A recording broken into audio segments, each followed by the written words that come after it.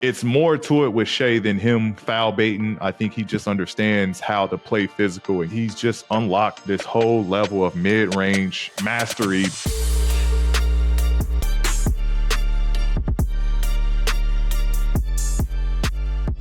Podcast P fam, welcome back to another episode of Podcast P, a Wave original. It's your boy, and join with me is my guys, Dallas Rutherford. I made a decision last night that I would die for it, P. Just to let Podcast P know what it takes to be alive for it. Okay, there we go. I'm working on it. Okay, yeah, smooth. And Jackie Long, what you cooking up over there, Jackie? Look, man. Nothing. I just want to say how y'all doing, fellas. You know, doing a little Dallas Rutherford today. Okay. I was about to say, y'all motherfuckers switching roles. Keep it simple. Keep it simple. And today we are going to discuss the NBA playoffs, including Tyrese Haliburton's stardom. I mean, he's been going crazy. Anthony Edwards and the Timberwolves' next step, and some additional news around the NBA and WNBA. But first, I got to check in with the homies, man. How we living? How y'all doing? Talk to me. Man, I'm sitting back, relaxing, enjoying these playoffs, man, and the WNBA. I'm really enjoying myself right now. It's a lot going on. It's a lot of players that just got in the NBA, like my girl, Paige Becker. She showed out the other night with her first 20-some point. So, you know, I'm enjoying stuff right now. I like how they mixing these teams up. I like how the refs ain't calling no fouls. They letting the NBA players play. I'm like, man, I'm living life right now watching. And I'm enjoying everything. That's all. What you doing, Yao? Whoa. Was that a coffee that I just saw you sneak in? No, brother. No, brother. That's bone broth. Okay, that's bone broth. Okay. To go along with Jackie, just a lot of parity in the NBA right now. It's been fun to watch, man. I think, you know, someone obviously is going to get their first ring. So the games have just been incredible to watch. It's good for the league. And it's been fun to do our podcast. You know, this is our back-to-back in 1 week. So that's been fun for us. We getting it in. And, we doing what we do. We're potted. Yeah, I love that was interesting. I love what you said there, that it would be a new champion. I think for the past, I saw something that was like the past 25 years, there's only been like 7 or 8 organizations that have won a championship. So that's crazy. Mm-hmm. So we will be crowning a new champion this 2025 finals appearance. We're taping this a day after an incredible Game 4 by Tyrese Haliburton in the Eastern Conference Finals. So we had to get the guys together. We kind of got to talk about the state of the NBA right now and just leave it out on the table for you guys. No better way to do this than with my guy down, breaking it down for the 3-man weave presented to you guys by DraftKings. P, I appreciate it. And like you mentioned, we are taping this a day after the Game 4 of the Eastern Conference Finals. And fellas, when we look at the East and the West right now, I don't think anyone would have guessed that both the Thunder and the Pacers would be up 3-1 in this series. So I got to ask, what do you guys think of a potential OKC and Indies finals looking like? 2 things I want you guys to kind of hit on. Number 1, just the matchups. But number 2, the business of the NBA. Because personally speaking, I'm not too sure that the NBA is super excited about seeing OKC and Indiana from a business perspective. It's good for basketball, but it's not the best for the business. So would love to hear both of your guys' thoughts on both of these series and a potential OKC, Indiana, NBA finals. I have to disagree a little bit because I think this is great for the NBA. I think with what the owners have made it to where teams can't go after 3-star max contract guys anymore, right? There's the new first, second, third aprons, right? I think with both of these teams, they fall under the first apron, and you're looking at where the NBA, I think, will be for the future. You'll probably have 2 stars. They'll be able to put 2 stars together, but the importance of not only developing young guys, but going after guys that fit your team, that plays their role. So I think this is amazing. I think this is what teams are going to go after as far as how to construct a team. When you look at Indiana, when you look at Oklahoma, yeah, they're both young teams, but it's been constructed where you have star power, but you also have a roster that's talented top to bottom with youth, with skill sets in being able to do multiple things on the court. So from that standpoint, I think this is kind of the poster for, NBA rosters. But just for the matchup in general, I think it's going to be a fun matchup. I think you got youth against youth. It's going to be fast paced. It's going to be high scoring. It's going to be a lot of offense, but I think it's going to be a lot of defense as well. I think both teams are similar to me in terms of style of play. Obviously, Shai is a little bit more ISO score, whereas Tyrese is a little bit more pass setup, and then look for his. So different dynamics, but I think they kind of play similar in style of play and pace of play. So it's going to be a fun finals. I think it's going to be a good one. With Indiana, with the team that they got, like P said, with these young teams playing, I think this is probably the biggest thing for NBA because they have a lot of stars on both teams that I didn't even know at first. And the way that they playing is different. You know what I'm saying? They both playing hard defense. They both playing hard offense. And when you get both of these teams together on the court, I think it's going to be phenomenal for kids to watch, to know how bad you can get something when you really want it. Because like you say, these are low market teams, everybody think. But look where they at and look what they doing. You know what I'm saying? They playing better than the big market teams. So if I was an owner and kids watching these stars that they looking up to, the Shays and the Tyrese Haliburtons, I think this is a time with this new generation. It doesn't matter about that small market stuff no more.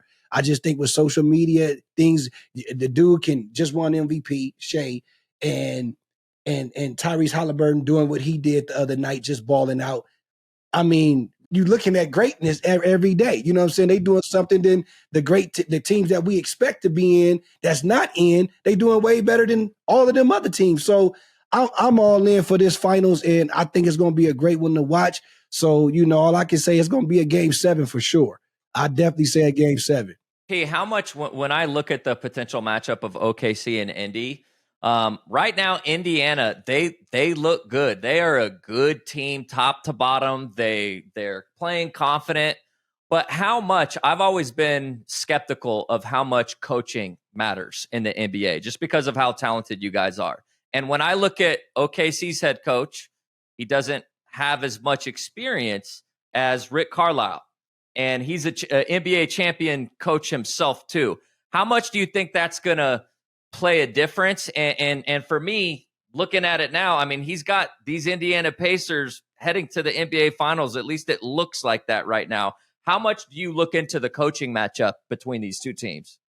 Yeah, I mean, coach gives the blueprint, right?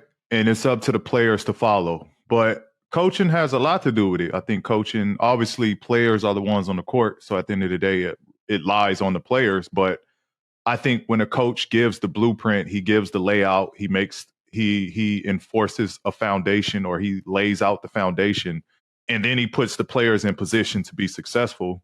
That's where coaching is the biggest, right? Like, you got a guy like Tyrese who's, super smart, high IQ level player. You give him the tools, you give him the resources, and then you just let him go out and play the game, right? Like, that's not him going for 32, 15, and 10 or whatever it was, 15 assists, no turnovers.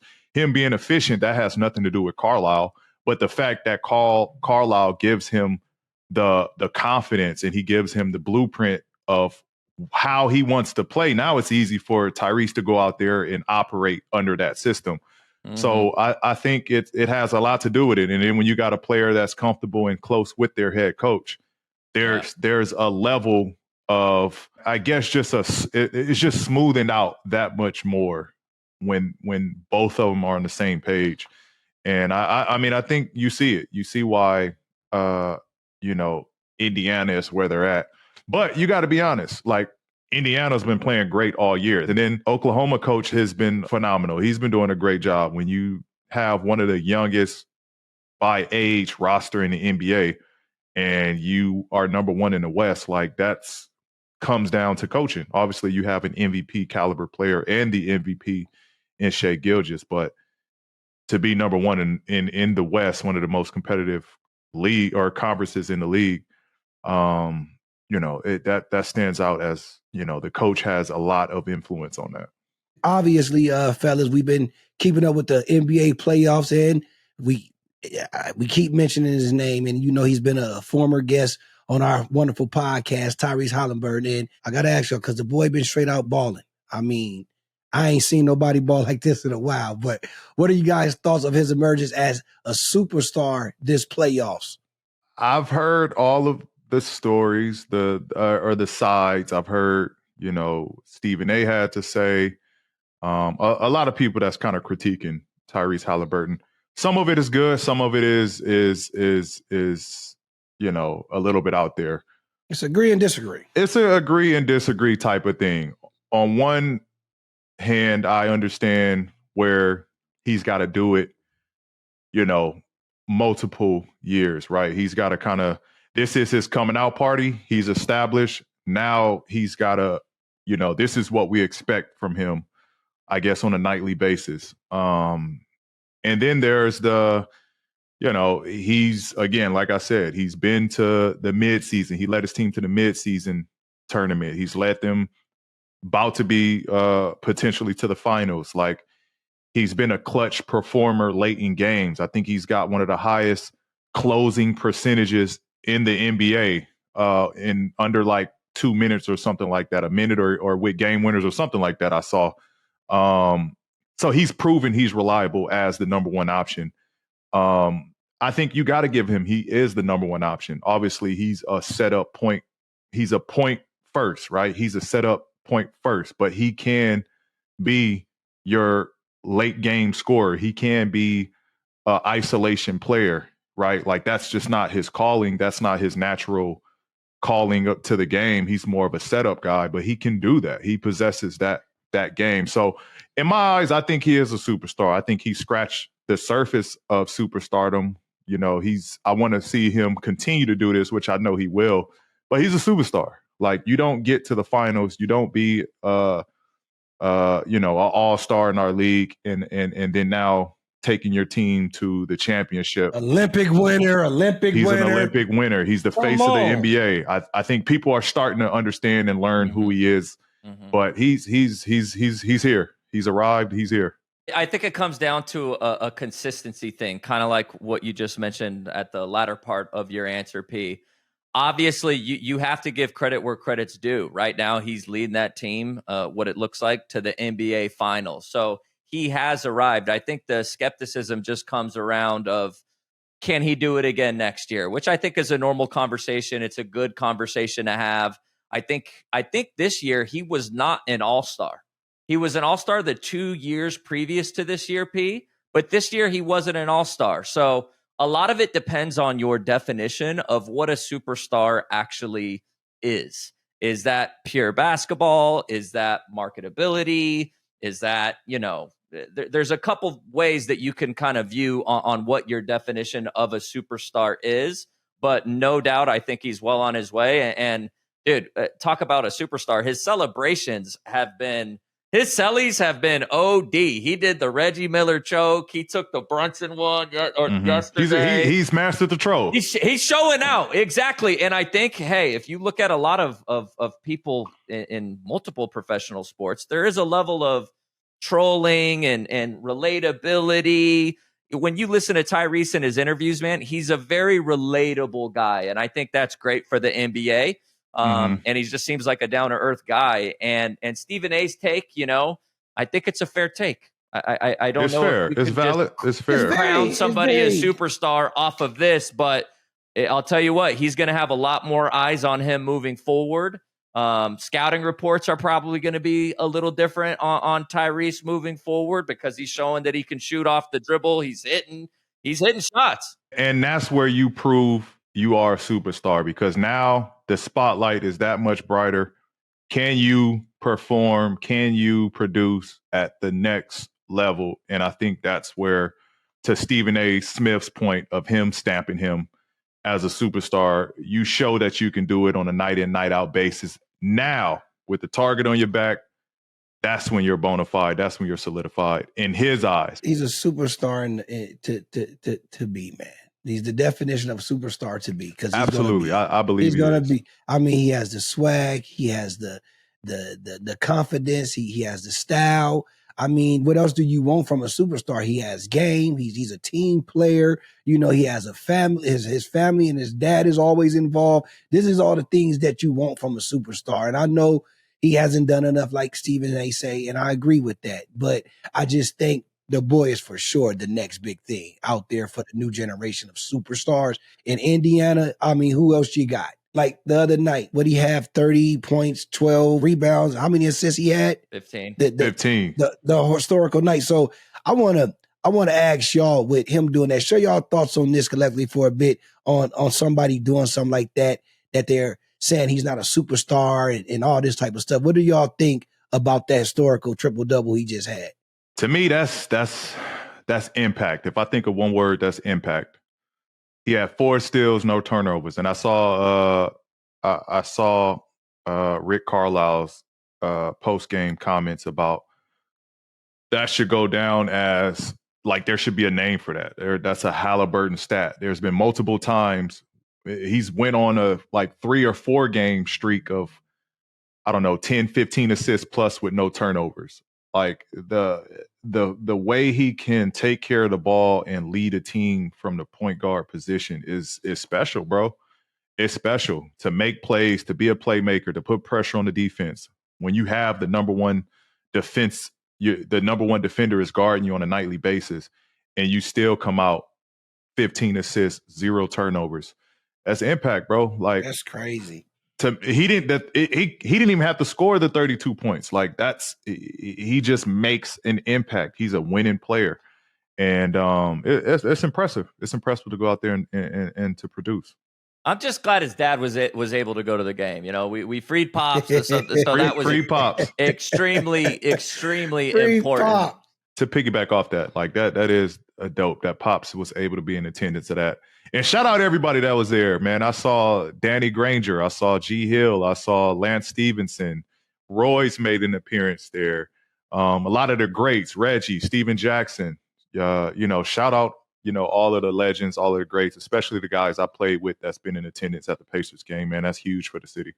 Yeah. And even the women, P, I think it's awesome that for the first time, at least in my own memory, I almost view the Fever and the Pacers as almost like college sports programs where the women support the men's program, the men support the women's program. I think it's great. It's the definition of Indian. Go ahead. That didn't start. That started a long time ago.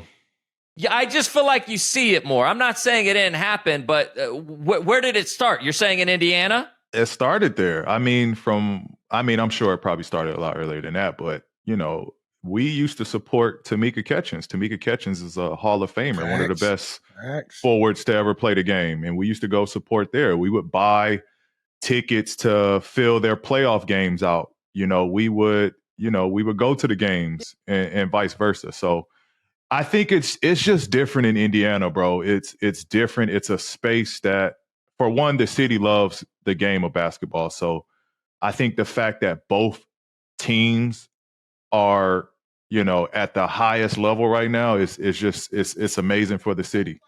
But that started a little while ago. Maybe a better question would be, do you see other NBA, WNBA tandem in different cities support the way the Indiana Pacers and the Fever are supporting them? I don't really see it a whole lot. Maybe it's just because they're the playoffs, Caitlin, and there's more, talk around the team. But it's one thing that I've noticed that is awesome to me. I think that's great for basketball. They have star power now. They have star power now. I remember when I was there in the days, Tamika was there early on, my first couple years in Indiana. The women had a pretty good, support system around them. And then it kind of fell off. It dipped. Indiana Fever wasn't doing as well. But you have a superstar in Caitlin Clark who's electrifying in a place where basketball is, they bleed basketball in Indiana.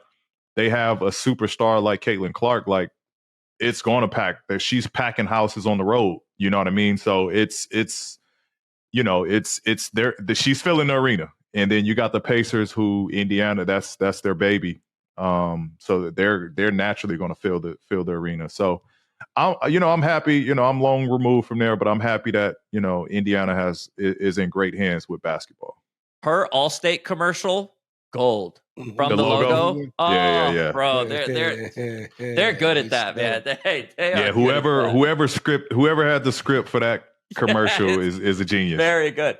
And P, I hate to say it, but me and you both had the Pacers beating New York. I can't say much, on Jackie's picks, but what did you see? And when you made that pick, what did you see on why you picked Indiana? I just thought, again, and it's showing the pace of play, the style of play, how fast Indiana plays. I just knew it was going to be a tough matchup for the Knicks. Obviously, the Knicks are talented. They have multiple all-stars on their team, but it's tough with just how fast they play. Like Knicks could score and Pacers inbound the ball, and they're in their half-court set with 20 on the clock still. Like, it's hard to kind of recover like that. And they're picking Brunson up full court. Like, they're applying pressure on defense as well. So at one side, you got to stop them from playing fast, and then they're slowing you down with their pressure. So it's I just knew it was going to be a tough uphill battle for the Knicks. And it's been showing, again, as good as the Knicks are and the individuals they have, I just think, sometimes, and this goes to your point of coaching, the way Rick Carlisle has them playing that fast up-tempo pace game. It's hard for teams, especially with two bigs. I think that's why they went the route of, putting Carl and Mitchell Robinson in there to try to negate them playing fast and use their size. But ultimately, it's a tough chess match that I think, Knicks are trying to play. Yeah. I just got to say this because I do believe Oklahoma is gonna be there. But the way these NBA playoffs have been going, if there was a year for a team to come back down 3-1, I think the Knicks have what it takes. I don't think they've been playing their best ball. You can shake your head all you want. I'm just not. I'm not positive yet. Cat's been playing ridiculous. Shout out Cat. I just think that there's still a chance there, P. I wouldn't be too. So you going with me, darling? Going with me? I'm still picking the Pacers. I'm just saying that I wouldn't be surprised, Jackie, if New York made this a little interesting. And listen, the Knicks have enough on roster, right? On paper, Knicks are phenomenal. They have star power. They have superstardom in Jalen Brunson, Karl Anthony Towns. Like, they have enough. Mikal Bridges is an all-star caliber player. But you're down 3-1 against a team that won't let up. They're relentless. They play hard. They play fast. Right. And I think they're the most together team. It's a reason. So I think that's that's an uphill climb if you're the Knicks to try to go win 3 in a row. I don't see it happening. Okay. Well, let's get enough of little devil's advocate. Indiana. Let's get enough of the Indiana and New York, man. I'm kind of upset because my boy Anthony Edwards and the Timberwolves look like they might be getting eliminated in Game 5 tonight, dog. This hurt because it's Michael Jordan to me, man. Look, Adams played well over y'all, but he seems to be lacking some aggression at times. So I got to ask you, P, man, can you break down when is the best time to let the game come to you versus the hunting shots and stuff, man? I mean, I always played to let the game come to me, right? I always tried to get a feel for how the game was being played as the game is being played.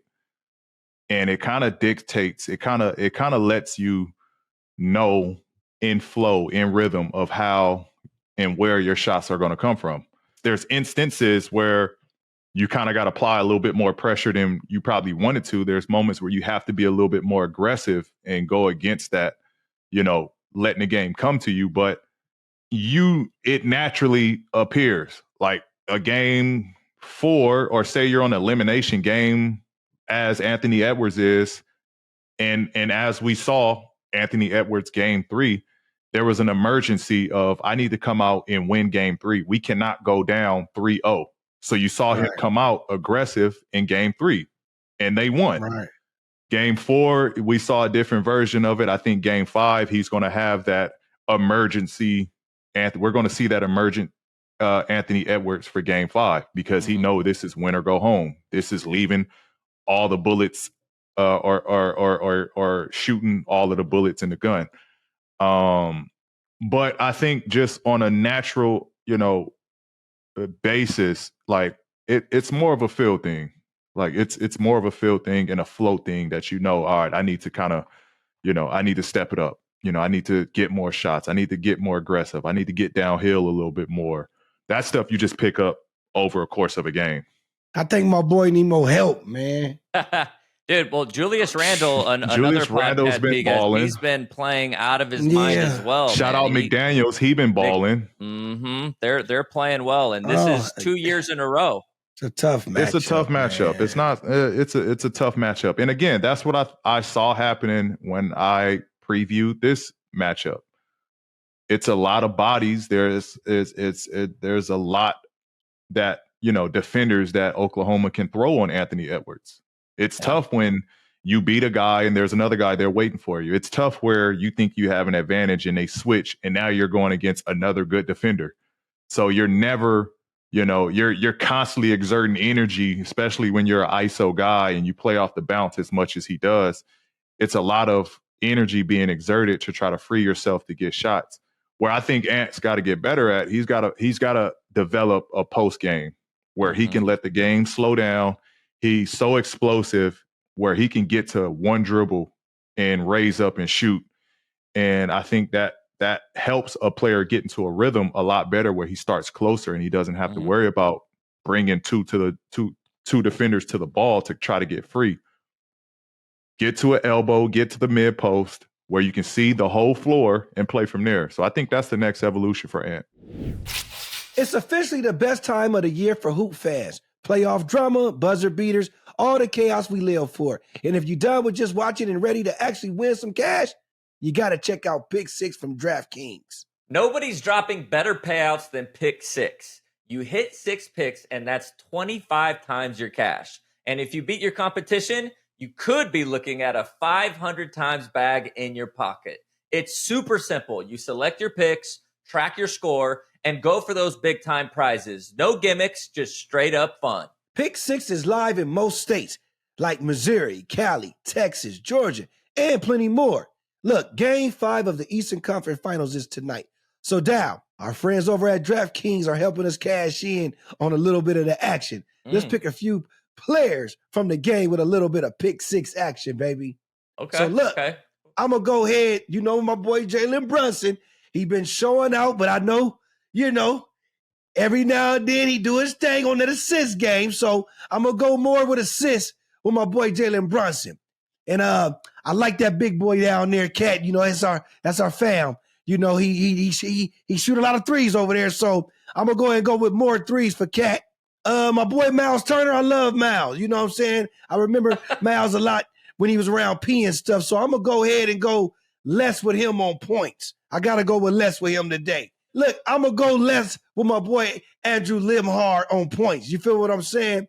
Okay. And for blocks, I'm going to go with it. I'm going to go with my boy Mitchell Robinson with more on blocks. And I'm going to go with Deuce McBride with more on points. I got to do that. Okay. That sounds solid, Jackie. So my picks. First, we got Tyrese. I'm going to go more on the points. He's been playing great. Then we got Miles Turner on threes. I'm going to go more with threes. The big man has been shooting the ball well. And then Mitchell Robinson, I'll take more on his rebounds. We got Mikal Bridges on assists. I'm going to take less just because he's the first type of guy. Good choice. And then OG on points. That's a tough one. Sometimes he plays well. Sometimes he don't. But I'm going to go with more for OG. They got to win game 2. And then lastly, I'm going to take for Nesmith. I got to take more points for him just because, again, he was on an absolute burner. So, don't settle for weak payouts. Make your picks with Pick 6 and let your basketball brain pay off. Are you new to DraftKings Pick 6? New customers toss in just $5 on your first entry and you'll get $50 in bonus picks instantly. The playoffs are on, so why not take a shot at making a little money while you're watching? Download the DraftKings Pick 6 app right now and use code PODP, that's code PODP, to play $5 and get $50 in bonus picks.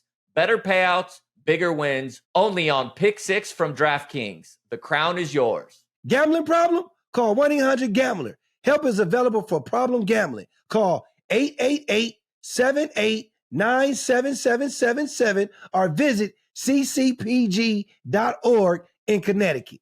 Must be 18 plus. Age and eligibility restrictions vary by jurisdiction. Pick 6 not available everywhere, including New York and Ontario. Void where prohibited. One per new customer. Bonus awarded as non-withdrawable Pick 6 bonus picks that expire in 14 days. Limited time offer. Terms at pick6.draftkings.com/promos. Being a pro athlete is a year-long grind, and if there's one thing I've learned is you always have to find ways to keep yourself fresh and hydrated day in and day out. That's why I picked up using Liquid IV. I'm loving how convenient it is to just tear, pour, and enjoy.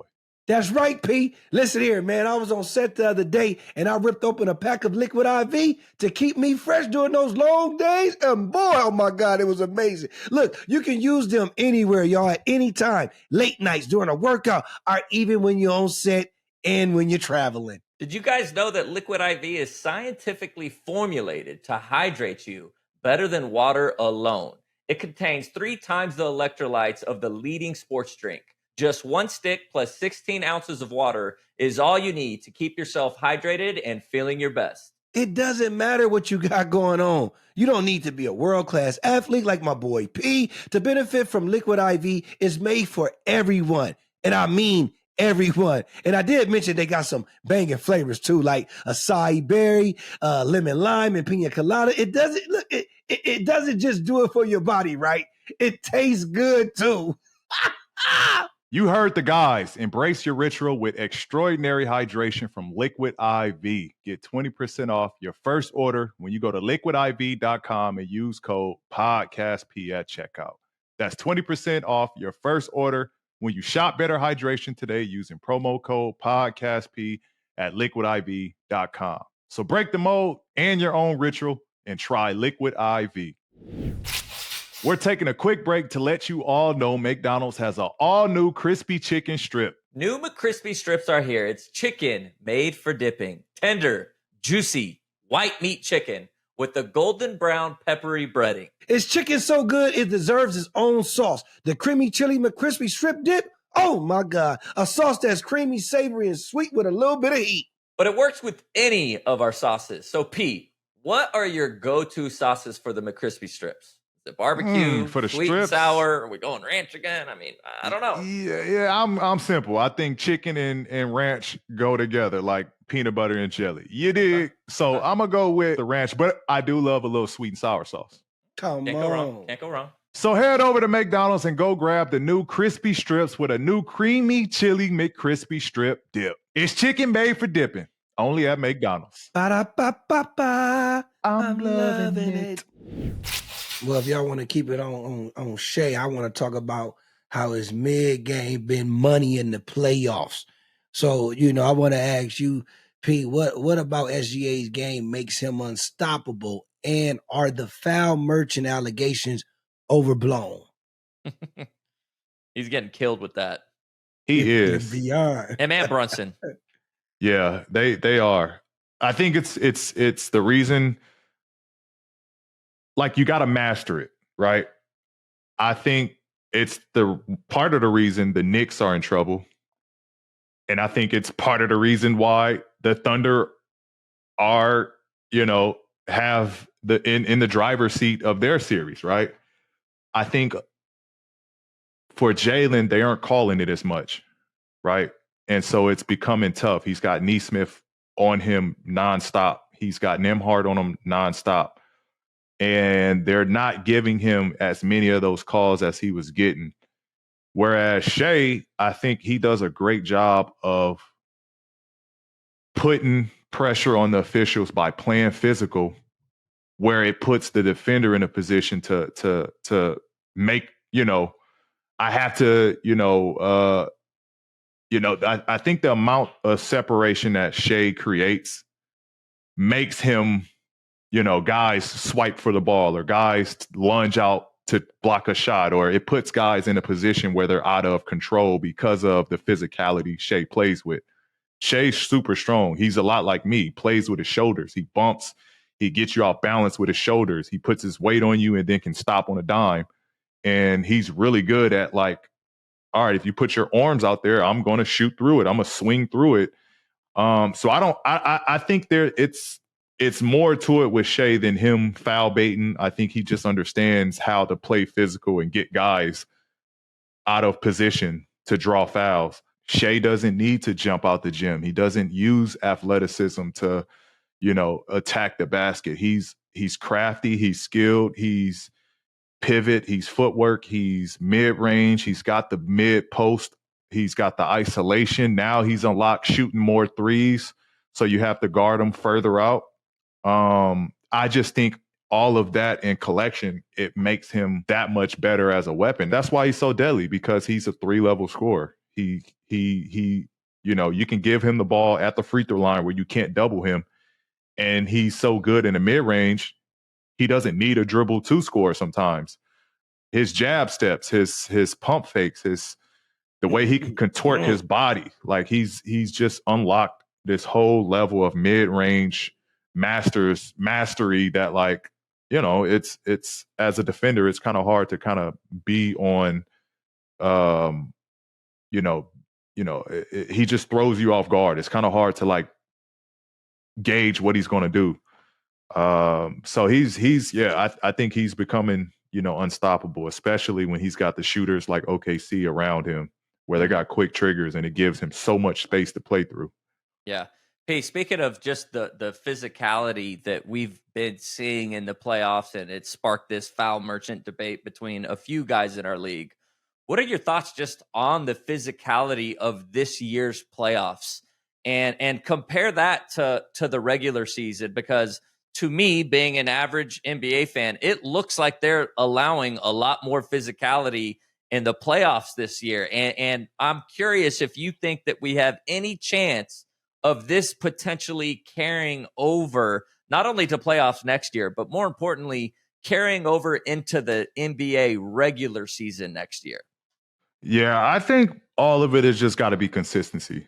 Like it's just got to be consistency, because we see now, like, why were y'all rewarding these guys doing this stuff in the regular season when they weren't fouls, and now you're letting us play. Yeah, you letting them play. It's just like, be consistent, right? But I mean, it should be a message. Hey, listen, we're going back to the old school basketball, traditional basketball. We'll monitor the foul calling, like games of 30, 40 free throws. We haven't got to the finals yet, though. We don't know if they're going to change in the finals. They're not changing the finals. If anything, it's going to be even more physical. You think so? Absolutely. Yeah, it's got to be. Come on now, as fans, we don't want to see the refs dictate who becomes the champion of the finals. Like, we want to see those dudes lay it out there on the court. But yeah, it should be this way. Like, it should be consistent from regular season. Now, there's got to be a difference. You know what I mean? There needs to be a separation of, like, all right, that was regular season ball. This is what playoffs is like. I get that. But to some degree, it's got to be some consistency there. P, what was your thoughts on Austin Rivers? Great thoughts on what's needed in the NBA moving forward. Look what's trending right now in the league that you want to be in. It's not the NBA what it was 10 years ago. I don't need you to have the bag work. It's nice. Can you shoot consistently? Can you move without the ball? Can you make quick straight line drives? If you can defend, shoot the three, and make straight line drives, I don't need you to hit a double crossover. All I need you to be able to do is catch, shoot, and play to make other players better. If you can do that, you can play in the NBA. I thought it was a good take. This goes to my point of, I think, where the NBA is going to, especially, again, looking at Indiana and Oklahoma, two potential finals opponents. I thought that's how those teams are constructed. You know, it's obviously Shai has the wiggle. He can put it on the ground. He has the ISO, which your superstar on a team should have, but then everybody else around him should kind of learn how to play quick decision basketball, you know, and be a knockdown shooter. That's been something you should have been a long time ago. That's, you know, it doesn't take now for you to now be like, oh, I need to be a knockdown shooter. That should have been the NBA. Like, that's how you make the league, period. Mm-hmm. But I you know, I think in a way it's two-parted, right? Lottery teams, you want the player that got the wiggle. Like you're you're trying to find a staple. You're trying to find a centerpiece. You're trying to find your future, right? You're trying to find who can we give the keys to, right? For, you know, the 15 to 30 draft picks, or I would say 20 to 30 draft picks. You want the guys that know how to play ready basketball. They know how to play. You know, they know how to play off a catch. They know how to play off, you know, spotting up. They know how to play off of a half court set. They can play fast. Those are the guys you want to target in that range. So I think it's yeah, there's some good in it, but then there's some, not everybody wants to play, you know, not everybody has the ceiling, you know, to play like that. There's guys that are special, and those are the guys that is a reason they're in that first 14 picks, because those potentially are the game changers when it's changing a franchise over. So some of it was good. I would say a lot of it was good, but there's that percentage of players that, you know, they got to have that wiggle. I think a lot of it, P, is just like those guys that have the wiggle, 99% of the time, it's just God-gifted. That's a God-gifted thing. And then you see all these other guys that try to have the wiggle, but the wiggle just doesn't wiggle as well as the other wiggle. As much. It just doesn't look. It doesn't look natural. It don't wiggle. Yeah, you know, you just need to learn how to do these basic things. Be a role player. But I wanted to also ask you, P. Obviously, we saw what the Dallas Mavericks did before the trade deadline, and probably one of the craziest deadlines we've seen in a while in the NBA. But Shams recently was on a show, and he said, kind of with some foresight, said that this might be one of the craziest off seasons ever. And I want to know what your thoughts are on that, but more specifically, like, how much does Shams know right now, do you think? Because obviously that guy's working the room. Talk about a wiggle. That guy's wiggling in and out of every room, trying to just, you know, gather information and be a journalist, whatever you want to call it. How much do you think he actually knows? And for him to come out and say that, I think a lot of it is, you know, Sham is obviously a credible source. Yep. I mean, he's gotta have had some type of intel telling him that there's going to be some big moves. But there's been KD. I've been in some forms of trades. There's the Giannis situation where we're keeping an eye if, you know, there's been things saying that he wants to leave, or there's destinations he would go. And I think, again, this is what the first, second, third apron, this is the new NBA, the new collective bargain agreement that the owners agreed upon, is so that they don't have to pay these high taxes for their roster. So there's going to be teams having to move things around to fit, you know, and not go over the second apron. So I do think there's going to be a lot of stars on the move. I think there's going to be a lot of just movement in general across the league. So I 100%, I would probably stamp that there's going to be some big, you know, big player movement this offseason. He's going to have to live up to it. You better drop something. You got to drop some bombs, huh? I wish we had buttons where we can push and drop bombs. All that fun shit. We'll get to it, though. We get to it, Pete. We make our own sound effects. But look, y'all, I want to move on to the little bit of talking about the WNBA. And I got to talk about a former podcast guest of ours, Napheesa Collier, has been off to an MVP start this season And I must say, fellas, she's averaging 26.8 points per game and 7.8 rebounds per game.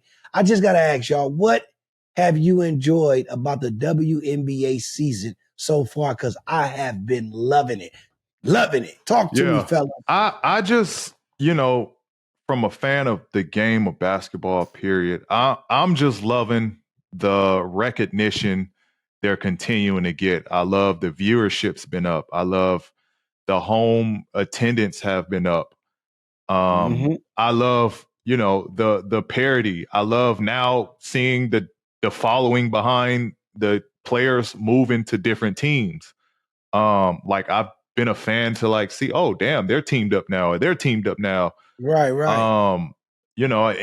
And they've been awesome. Like their star power, as we've all known, but I think now there's more, the world is seeing it in a different lens that like the WNBA have bona fide real star power and hoopers. I think them growing their platforms off the court, I think has raised the level of the WNBA. So man, there's so much talent. There's so many good players. There's so much greatness. I love the performances that, when you speak of Napheesa, Asia, Caitlin, Marina, Paige Beckers. I know she knew, but yeah, Paige. There's been some hoopers out there that I enjoy watching. So it's I love where the WNBA is at right now. Pete, can I ask you why? You probably know this answer because I don't know. Why is it the WNBA players why don't they have more teams?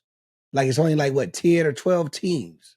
Yeah. Like with that, it comes down to the money. I mean, you think about it. Because it's a lot of players. The ABA started out with, there was only like 10 to 12 teams when the ABA came out, right? So like it's over time, they're going to add more and more players, but it comes down to money, right? Like they got to grow that pot and they got to grow that game as they are.